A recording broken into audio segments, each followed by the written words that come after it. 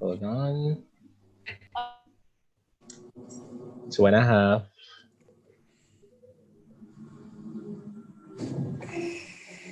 And go. Welcome again to the second Q&A of this Kingston Creative Virtual Artwalk, where we talk to the filmmakers. I'm Tavia Benjamin, and we're going to be talking to the filmmakers, producers, directors of the film Speed Grind. And this is in association with the Jamaica Film and TV Association, JAFTA. If you have not seen that film, please head over to Kingston Creative's YouTube channel. And that film just ended, it just premiered. You can watch it. But of course, we're going to talk to the persons involved in this film so that they can tell us some more about how it came about and how they themselves also started off in film. So welcome all of you to this great discussion about this film called Speed Grind. Now, I'm going to start off as we did for the other Q&A, just asking each of you, introduce yourself and just a quick, blurb about how you got started in film. So I'm going to start off with Andre. Okay, so my road was a long road, but the short of it is that my brother, he went to New York Film School, Film Academy, which Sharonda ended up going and teaching at. And he just brought me into the process, self-taught, and learned almost everything through books and YouTube. And I was one of those people who tried everything. So I went to school to be a dentist. Finished my first degree. I hated science, so never continued it. Tried law. I was working at a law firm and I was spending more time, working on films than, actually doing law work. So I just decided one day, this is what I wanted to do. Sounds good. All right, let's hear from Sharonda. Hi. Wow, it's interesting because as an actress, I've been doing this for over 20 years. I was literally in a play back-to-back for about 17 years in Jamaica. And I also always had an interest in film, as an actor, the lights of Hollywood is always calling, Had an opportunity to go to the New York Film Academy and I decided to study filmmaking versus acting because I was already an accomplished actress. So I wanted to understand the technical side, of everything. And so I went and did a master's degree, graduated at the top of my class. Cause when I passed, what does that say, right? And then when I graduated, the assistant dean asked me to come back and teach, to lecture. I'm like, yeah, you ain't gonna ask me twice, okay? And so I stayed back in LA for 3 additional years and I was teaching there.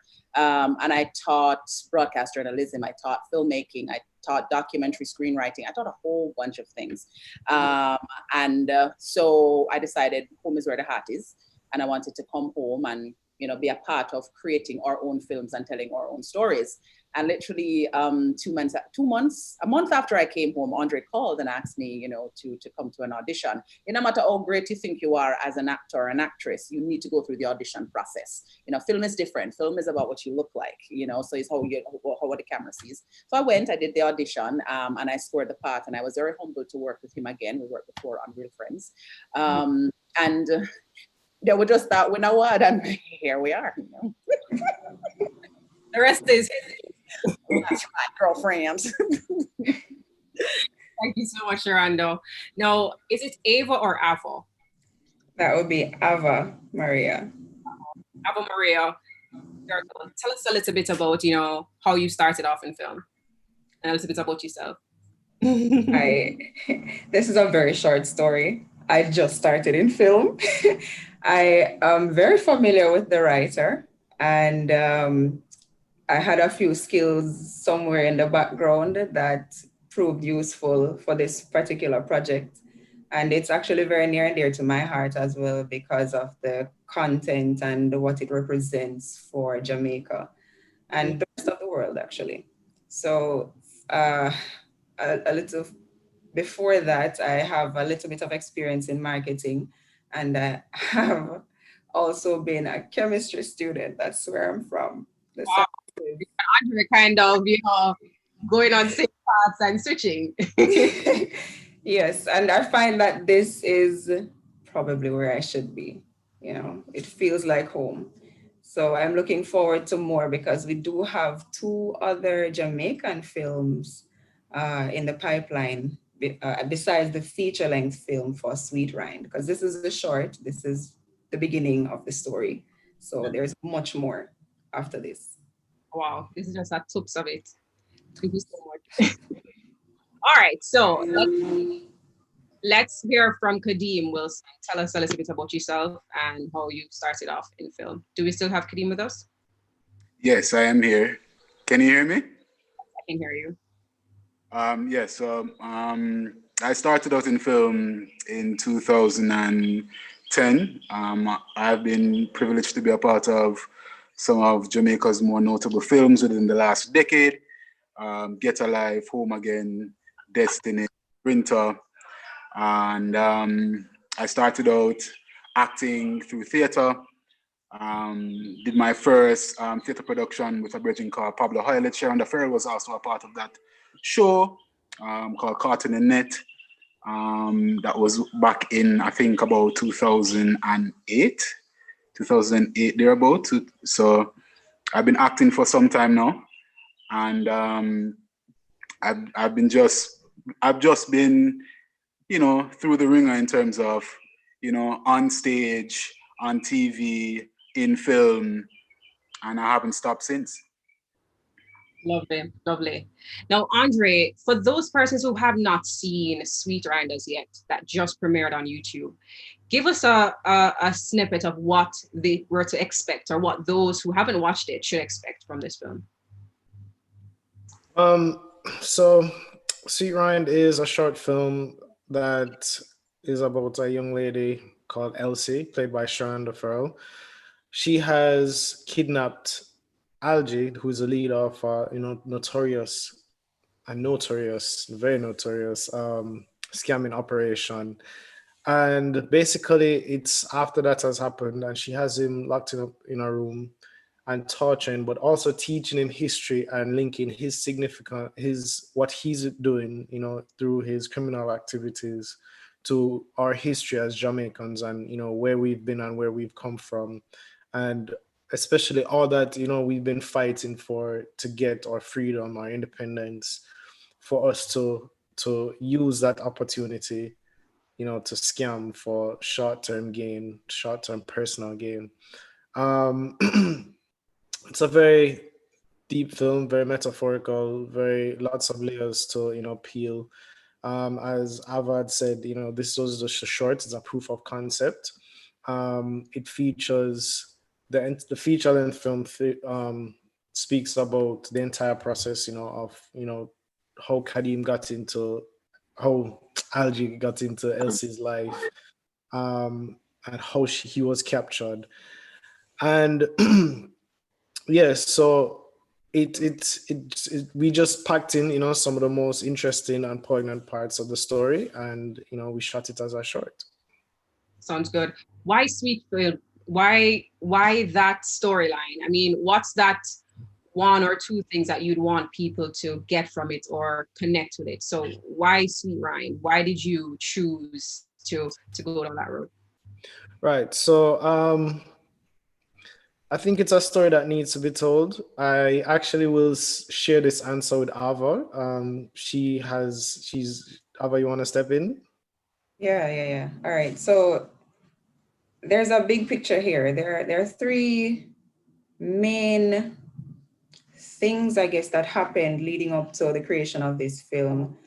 One was obviously the crime situation in Jamaica now, what's causing it, obviously the scamming and everything surrounding it. It's a very deep, and I mean, it runs deep in the veins of a lot of people now.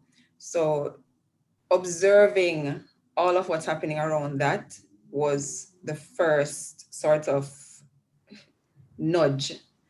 Then we came upon a situation where we actually got to experience maroonage in not just Jamaica, but other parts of the Caribbean, and we didn't realize how widespread it was.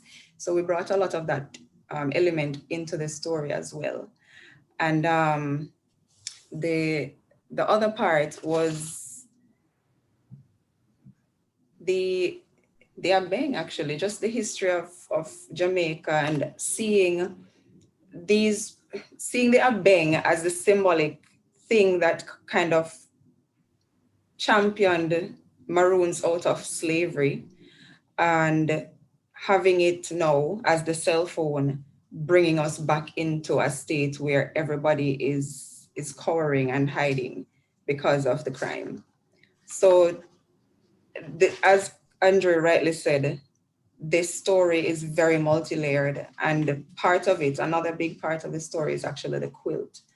And that quilt is a representation of all the fragments that the country is in now, and having somebody or a system in place to try and put it back together, to mend us.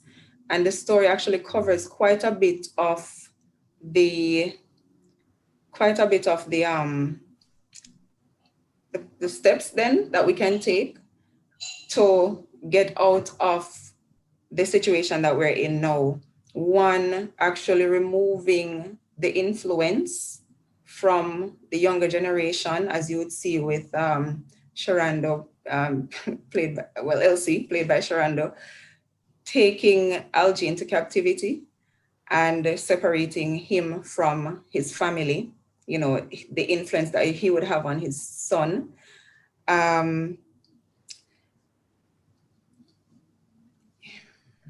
And so many more things. So watching it, you'll see. I'll give other persons an opportunity to speak as well, because I could go on and on. 30 minutes is just not enough.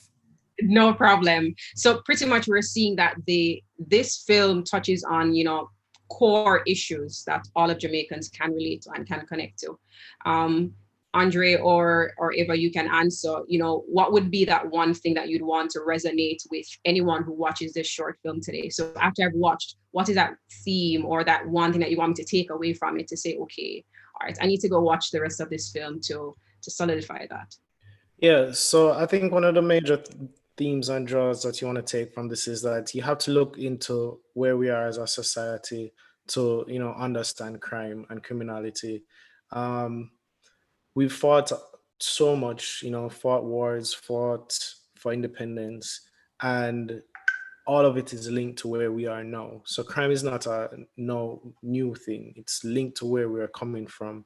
And we have to understand our history to be able to solve those problems, to solve those sociological, cultural issues, because it's deep-rooted issues, as you can see with like some of the maroon segments in the film, especially Aku.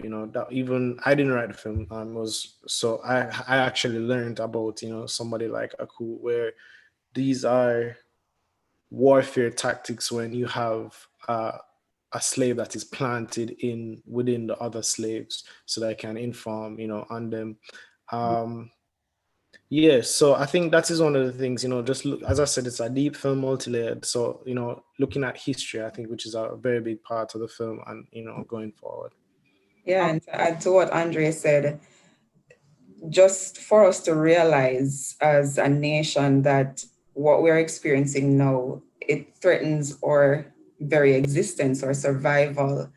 And from the film, we actually want strong social dialogue and eventually action and absolutely introspection to see, was I complicit in having the country get to this stage? Mm-hmm. Right. And that's a good segue, into just inviting Sharanda to talk to us a little bit about your character, about Elsie. Tell us about who she is and, from your own perspective, what is she trying to accomplish in this film? All right, Elsie basically is one of those no-nonsense individuals. She has a goal and she's going to achieve it pretty much no matter what, she's driven. She's driven by a lot of things.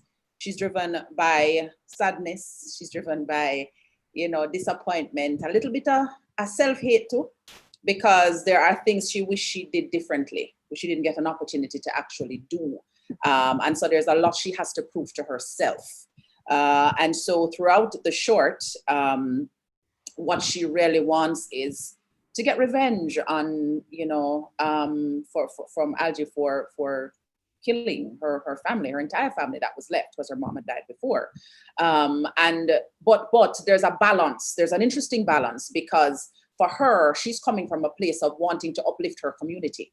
She wants to give her community. She go far and go live for come back so she can help her community to grow, right? And then having to come into this space now and be forced to take a life, if you will, within that same community that she really wants to help to grow is a bit of a conundrum. So there's confusion for her. There's a lot of conflict for her. And so as you watch her progress through this short, what you see is her trying to hold back from that basal, raw, animalistic drive to just stab him in the throat because he's dead, right? But then there's that other side of, oh my God, maybe he's just human and he needs to be saved like everybody else, So she has that conflict that she really has to be dealing with throughout the film. And I'm kind of happy that Algie's character is gagged because maybe if he didn't talk, she would have killed him long time. But ultimately what she wants is, yes, she wants revenge, but I think she also wants some kind of self-redemption, because she believes some way she plays a role in facilitating the death of her mom, because her mother died soon right after they had some kind of misunderstanding, disagreement, whatnot. And then, her leaving when her dad wanted her to stay, and then her sister and brother-in-law and her nephew being killed when she was not there to protect them. And even with her dad being in the house with her, she still was not able to protect him. So she's carrying the weight of all of this on her. And so there's self-redemption that she's seeking as well for her film. Okay, cool. And do you think that the character Elsie, is she a representation of, some women in our society? What is it that we can also learn from her in looking at this bigger picture on how we can resolve these issues? Is there something there that we can get from her? Yeah, man, for sure. There's a piece of Elsie in a lot of us as women, because there's a lot of us who were expected to be strong, and expected to be driven and expected to carry so much. And realistically, one individual can only carry so much and no more. Yeah.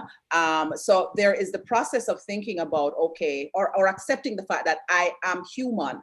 And all the negative things that has happened to the people I love is not my responsibility. It's not because of a lack of anything from me. It really is a matter of, this is life, and it's a process, that we all have to go through. And so if we can step away, understanding Elsie, or pulling out of Elsie the fact that we're human beings, and life happens, and we will all make the decisions that we make that we believe are best for us in those moments, and not thinking now that because of those decisions, we've caused harm and hurt and whatnot to the people that we love. Now, would have better off, would have less depression. I'm not saying it's easy to do that, because as human beings, especially if you are a parent or you have siblings who are younger than you, the tendency is to want to protect. And if you have parents who get older, you're going to want to protect them. But I think that would be a good takeaway. Just recognize that you really don't have control over everything. You're not a basket, so don't carry everything. Same so, just so. That's not even big enough. Right. Tell me, Sharando, was there anything unique about Elsie that you personally connected with? What was it like playing this role? The whole aspect of, I have to be strong all the time because that's what the world expects. Oh my God. I definitely connected to that side of it, because there is this view I've come to understand of me as an actress and an entrepreneur, a filmmaker, mother, all of them holy for something there, where there's this idea that there's some kind of cape and some kind of superwoman thing we're going, and then a strength, a stubbornness. And I think that's what I saw in Elsie. The fact that no matter what, she had that drive to get done what she knew she needed to get done. But underneath all of that, in the nucleus, is this soft, sweet person where, there's a lot of stuff that we actually cut out of the film we want to never see. Like Andrea have me a ball like baby, right? Just I want to run down from my face like me not nothing to do, like water commission. But the nucleus of who she really is a sweetheart at heart, wanting to help her community and wanting to be a better person. And she will spend some time by herself crying in a one corner.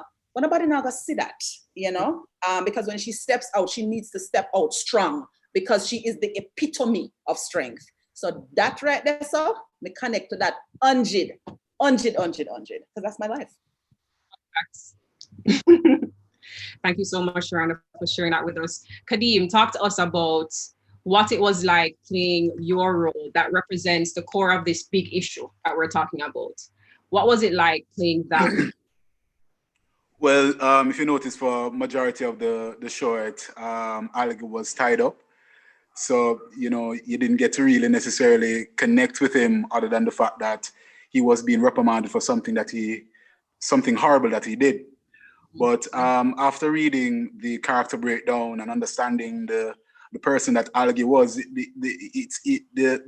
his persona is basically embedded in his name. His name is Algie. You know what I mean? So I've noticed something about him, that his pain is forged in darkness. His past is something of the most horrifying tragedy that you can ever think of, like a child growing up without parents to properly guide him, but his father was taken from him tragically before his eyes. His father was murdered, and his blood splashed on his face when he was a child. Mm-hmm. So I can just imagine the psychological trauma that he went through as a child, seeing his own father's death, and watching as his life transforms in front of him with blood. It's a very scary scenario for any child, and I can just imagine him growing up especially in a society like Jamaica that over sensationalizes gangsterism and this attitude towards power and authority at the same time, to not wanting to ever feel that kind of pain ever again. He wants to always be in control of the situation, whether or not he's prepared for it, whether or not he was schooled properly, whether he has the right support system, whether or not it is within a higher moral construct of life. He's just a diabolical being, and he's set out on getting whatsoever he wants at any means, any way possible. So, representing that character for me, I'm an actor. I will give myself over to any character. Whatever the director wants, they should get. And whatever the character dictates, I will forever be the student of my craft and give the best of my performance. But I can tell you, looking at the situation with Algie and what he had to do to somehow rise to his manhood, to somehow find his place in the world, is saddening. It really was something that was eye-opening for me. In the time when we had the huge spike in scamming in Jamaica, Jamaica didn't necessarily understood what was going on until we started seeing all these newspaper articles, these memes that were going viral of people being scammed, of these people that just didn't care whether or not you believed their story. They were just on their phone calling people, trying to, bamboozle them out of their money. And, it was just such a weird thing to witness. And, as an actor, I watched it, and I did Sprinter before, so I kind of was privy to the scamming culture and what that kind of did to how people perceived Jamaica from the international perspective. So, within the Caribbean diaspora, there wasn't a lot of persons, or there wasn't a large community within the Caribbean that was doing this thing. It was largely a Jamaican community. And, I can understand growing up from the community that I am from in Franklin Town, and these volatile communities, that you're very, very susceptible to being influenced by your surrounding and allowing, poverty and these things to make you want to go down a negative road, because you're trying to secure yourself. You're trying to find a way out of this gloom and doom and this shackle that you're hinged on. And what I really appreciated about the story as well was that the lead, the female lead that is played by Sharonda Ferrell, was at the same time, while she was, beating him and speaking to him, she was trying to appeal to his human nature. Like, what are you? You're like this low hanging fruit. Like, what is your sense of humanity? Who are you? What is your purpose here on earth? Are you just here to kill, destroy, and further pollute your race? I mean, it's a very powerful piece. I really am happy that I was casted for it. I want to say shout out to Clinton and everyone, Ava, everybody, Andre, for putting all of this energy into this production. It came timely, I think, because we're hot on the heels of this scamming pandemic, I should say, because it's widespread. And I want to say big up to them. Big up to them. Thank you so much. And just the role that Sharonda played for her role, Elsie, in bringing up the human side of your character. Often we hear about these people killing people, scamming people, but then do we really spend time to learn about what happened when they were a child, for example? What caused them to be this way? Why do you think that's important for a character like this to be represented for people to see and appreciate that? For me, I really enjoy seeing the genius of a director and writer come out on screen. A lot of the times, especially me as an actor, I notice that when people are writing, they don't necessarily write characters. So it's very important. They write stories, not necessarily characters. So it's important for the actor to understand the background of what is the bigger picture here. What are we really trying to stamp out? As you already know, we here in Jamaica, we give a lot of praise and admiration to the bad guy. We have this weird fixation on wanting to bring the bad person up to this pedestal where he is seen as a desirable or a lovable character. And this kind of turns the table on that. And not only that, it shows you through the Atlantic slave trade, when they showed us a story of how we turned on each other just because we wanted favor from our slave masters. It is very symbolic. It's very important that we tell these stories so we can understand where we are coming from, what caused us to be this way, why we would sell out our own people and poison them in such a way that we would want to see ourselves. It's a personal interest. We would want to see ourselves above our own brother, and at all in any way, any means, any form possible. It's a very powerful piece. I'm very proud of it.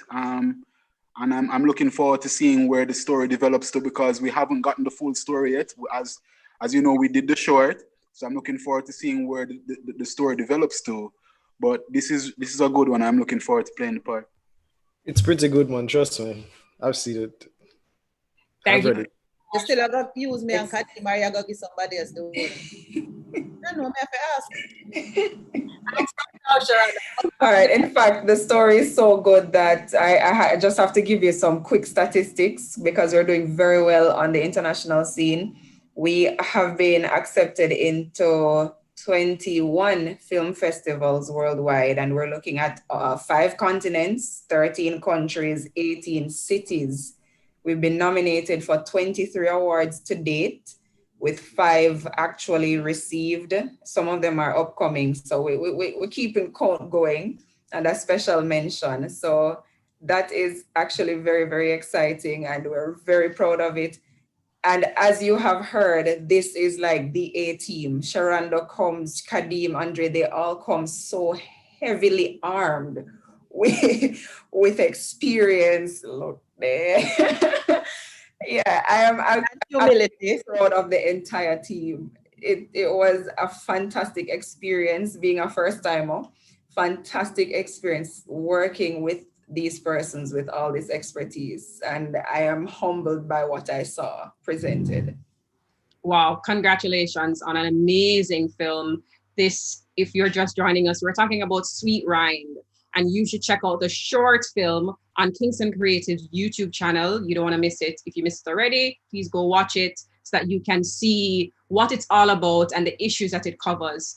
Do you want to close us off, either Ava, Andre, on, how do you want people to feel when they watch this film?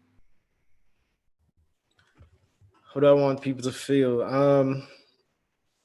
To be honest, I really want the work to speak for itself.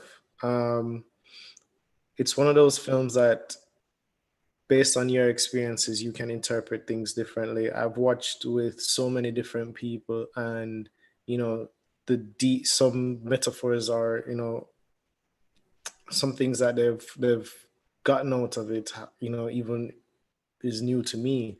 So, but one of the main things is that, we have to start thinking, definitely. Think so that there's a call to action, thinking of how did we get here? What can we do? As Ava said, are we complicit? Doing, what's the quote? Anyone can hear me? All it takes for good evil to prosper is for good men to do nothing. It goes right across the board. And definitely, as Kadeem said, with crime in Jamaica right now, if you have nothing for a populace to do in terms of except minimum wage jobs, the other saying is the devil finds work for evil hands. But still, at what cost? At what cost to the society that has given so much to us? So at the same time, also, I love for people to be entertained. I hope you enjoy it. I hope you like it first and foremost. It's easy to get into themes and meanings, but at the end of the day, you want somebody to enjoy the work you've done. Thank you guys so much for your soul into this film. And we really appreciate you spending the time. Thanks to Kingston Creative and JAFTA for allowing us to enjoy this short film. And congratulations on all the accolades you've received so far and will receive in the future. I'm sure Shauna will be happy with me saying that. Yeah, man, if you talk up, there's something that will win. Tell the people then. Thank you guys so much.